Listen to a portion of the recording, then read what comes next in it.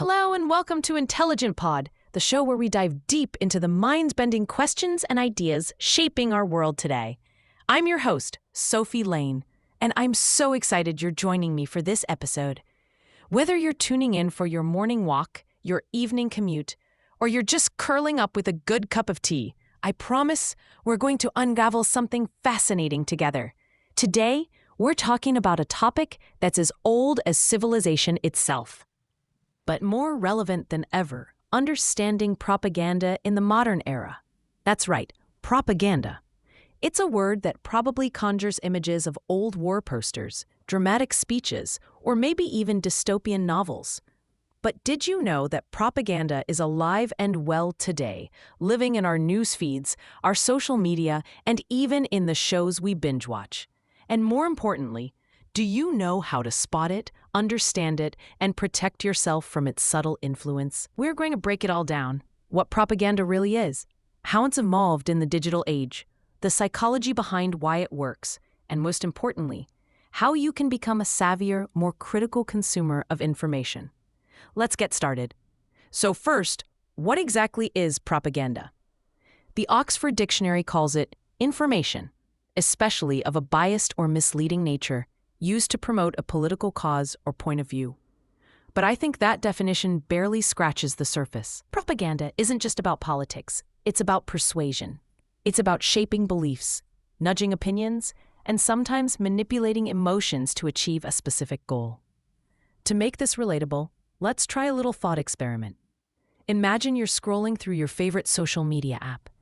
Maybe you see a meme that pokes fun at a politician, a video that pulls at your heartstrings about a global issue, or an infographic that seems to have all the answers. You nod. You share, maybe you even comment, but have you ever stopped to ask, who created this? Why? And most importantly, is it true? Now, to put some numbers on this, according to a 2023 Pew Research Center survey, 64% of Americans say fabricated news stories cause a great deal of confusion about the basic facts of current events. 64%. That's a majority of people feeling lost in a sea of information, unsure what to trust.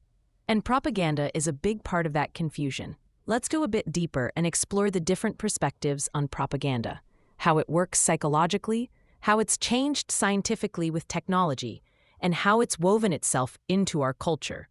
First, the psychological perspective. Propaganda works because of how our brains are wired. Psychologists talk about cognitive biases, little shortcuts our minds take when processing information. One of the most powerful is confirmation bias, which is our tendency to seek out and believe information that confirms what we already think. Propaganda exploits this by presenting information in ways that feel familiar, comforting, or outrageously validating. Let me share an interesting academic study here. In 2017, Stanford University conducted an experiment with high school and college students to assess their ability to distinguish between real and fake news online. Shockingly, the majority of students struggled to identify sponsored content or to recognize bias in online articles. They often judged credibility based on superficial cues, like slick graphics or how official a website looked, rather than digging into the facts. This study really drives home how vulnerable we all are to persuasive messaging, especially in the fast-paced digital world. Now, let's look at the scientific or technological viewpoint. Propaganda in the modern era isn't just about posters and radio broadcasts. It's about algorithms, bots, and big data. Social media platforms use sophisticated algorithms to show us content we're likely to engage with. That can mean more of what we agree with, less of what challenges us. If you've ever noticed your news feed feeling like an echo chamber, you're not imagining it. In fact, a 2021 MIT study found that false news spreads significantly faster, farther, and deeper on social media than true news, mainly because it's designed to be emotionally provocative. And then there's the cultural perspective. In some cultures, propaganda is overt and state-sponsored. Think of the massive rallies and slogans in North Korea.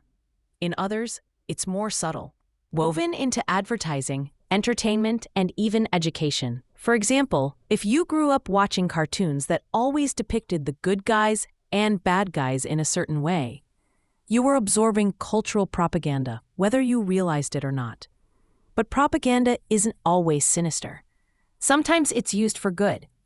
Public health campaigns, for example, use persuasive techniques to encourage behaviors like hand washing or vaccination. The line between education and propaganda can be blurry, depending on who's drawing it and why. Let's ground this in a real-life anecdote. During the early days of the COVID-19 pandemic, there were campaigns all over the world encouraging people to wear masks. In some places, these campaigns were straightforward and fact-based. In others, they leaned heavily on emotional appeals, images of loved ones, stories of loss, slogans like, "We're all in this together." These messages weren't just about facts. They were about feelings. And they worked, sometimes for better, sometimes for worse, depending on how truthful or manipulative the messaging was. So, how can you protect yourself from being unknowingly influenced by propaganda? Here are a few actionable tips you can start using today. First, practice mindful consumption. Before you share an article, meme, or video, pause and ask, who created this? What's their goal? Is there evidence to back up these claims? Second, diversify your sources. If you're only getting news and information from one place, you're more likely to fall into an echo chamber. Challenge yourself to read opposing viewpoints, even if it feels uncomfortable. Third, learn to recognize emotional manipulation. Propaganda often bypasses our rational minds and goes straight for our hearts. If something makes you feel extremely angry, scared, or validated, that's a good sign to check the facts. Fourth, use fact-checking tools. There are fantastic resources out there like Snopes, factcheck.org, and Media Bias Fact Check that can help you quickly verify information. And finally, nurture healthy skepticism, not cynicism. It's important to question what you see, but it's also important not to fall into the trap of assuming everything is a lie. The goal is thoughtful, balanced skepticism. So, let's recap what we've covered today. Propaganda isn't just a relic of the past. It's alive and well in the modern era, and it's more sophisticated than ever. It influences us psychologically, it's boosted by technology, and it's woven into the fabric of our cultures.